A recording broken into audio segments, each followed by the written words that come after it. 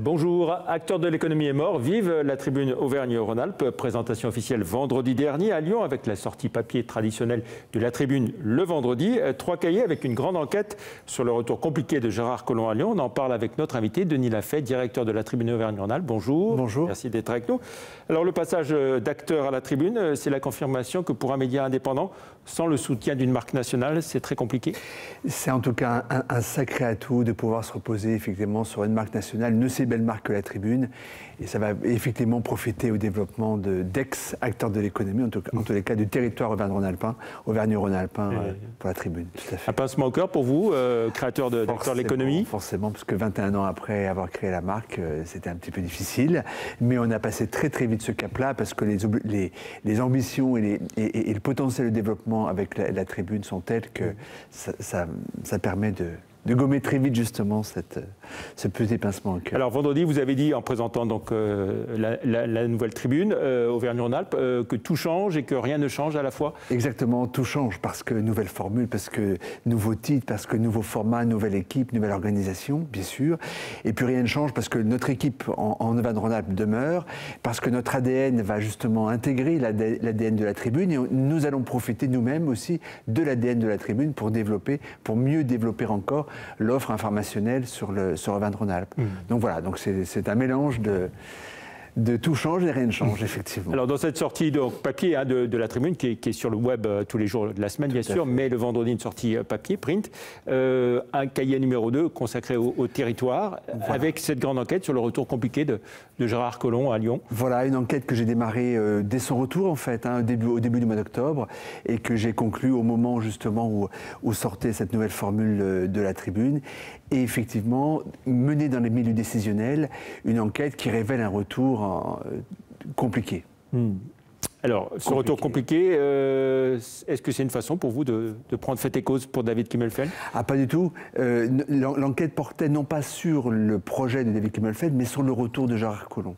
Et ce que révèle l'enquête, que j'ai menée auprès d'une quarantaine de décideurs, c'est qu'à la fois le retour de Gérard Collomb est difficile, et à la fois, ce que David Kimmelfeld a entrepris depuis 1 an et demi donne crédit justement à sa propre ambition. Et c'est finalement la coagulation de ces deux effets qui rend le retour de Gérard Collomb visiblement compliqué. Alors vous avez rencontré une quarantaine de personnages, oui, de témoignages, de proches de Gérard Collomb. À Paris et à Lyon, oui. Tous témoignent sous couvert d'anonymat. Oui. C'est pas très courageux finalement. C'est pas que c'est pas courageux, je ne pense pas. On peut objectivement comprendre. Il y a la peur des représailles, il y a la peur au cas où, bien sûr, Gérard Collomb gagne dans 1 an, parce que c'est tout à fait possible. Donc c'est difficile pour des très hauts décideurs, certains d'entre eux ayant travaillé ou travaillant de manière extrêmement proche de Gérard Collomb, d'affirmer leur identité. Il y a surtout, chez beaucoup d'entre eux, je l'ai perçu, un embarras immense, une gêne immense.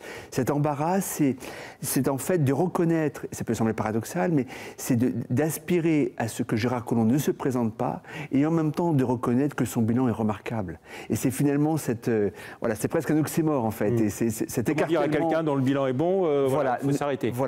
Voilà, et c'est difficile pour eux de se l'avouer ou d'avouer auprès de Gérard Collomb, justement, que beaucoup d'entre eux continuent de louer pour ce qu'il a entrepris, ce qu'il a réussi à accomplir à Lyon, de lui demander de ne pas se présenter. Donc je pense que c'est ce qui a joué particulièrement aussi dans cet anonymat. Si son départ s'était mieux passé, vous pensez qu'il aurait pu être au Conseil constitutionnel, là où a été nommé Alain Juppé, le maire de Bordeaux?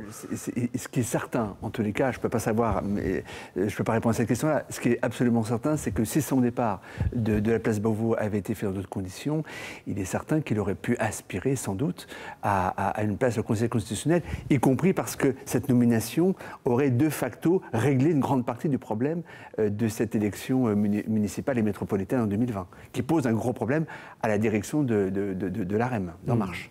Alors on se souvient d'une époque où on avait dit à propos de François Hollande que c'était le problème de Ségolène Royal. Est-ce que vous dites aujourd'hui que le problème de Gérard Collomb, c'est Caroline Collomb?